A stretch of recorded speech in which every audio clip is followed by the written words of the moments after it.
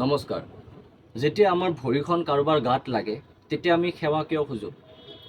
মানে নৰ্মেলি আমি অসমত চালে কৃষ্ণ কৃষ্ণ কৃষ্ণ কিয় কৰোঁ? আমি বিলিভ কৰোঁ, হিন্দু ধৰ্মৰ লোকে আমি বিলিভ কৰোঁ যে সকলো মানুহৰ ভিতৰত থাকে ভগৱানৰ অংশ, ভগৱানৰ উৰ্জা। আৰু আমাৰ ভৰিখন হ'ল শৰীৰৰ চবচে নিম্ন অংগ।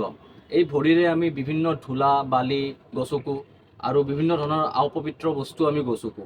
তো সেই ভৰিখন যেতিয়া কোনোবাৰ গাত লাগে, কোনোবাৰ শৰীৰত লাগে, তেতিয়া নট অনলি সন্মুখত থকা মানুহজনক ডিছৰেচপেক্ট কৰাৰ দৰে হয়, অসন্মান কৰাৰ দৰে হয়, কিন্তু তেওঁৰ ভিতৰত থকা সেই ভগৱানৰ উৰ্জাকো ডিছৰেচপেক্ট কৰাৰ দৰে হয়। গতিকে আমি পাশ্চাতাপ কৰাৰ দৰে, আমি ক্ষমা খোজাৰ দৰে ভগৱানৰ নাম লওঁ। তাৰে উপৰিও ধৰক আপোনাৰে ভৰিখন কোনোবাৰ গাত লাগিলে, তো আপুনি যদি ক্ষমা খুজিলে, আপুনি যদি ভগৱানৰ নাম ল'লে, তাৰমানে এইটোৱে কেৱল ভগৱানক ৰেচপেক্ট কৰাটোৱে নুবুজায়। এই বস্তুটো সেয়াও বুজাব যে সন্মুখত থকা লোকজনক, আপোনাৰ ফ্ৰেণ্ডজনকো আপুনি ৰেচপেক্ট কৰি আছে। তো সেই হিচাপে এটা পাৰস্পৰ মৰম বেছি বাঢ়ে, ৰিলেশ্যনশ্বিপটো অলপ ভাল হয়, কাৰণ এইটো এটা হিউমিলিটি বা এম্পেথিৰ গুণ কিছুমান দৰ্শায়।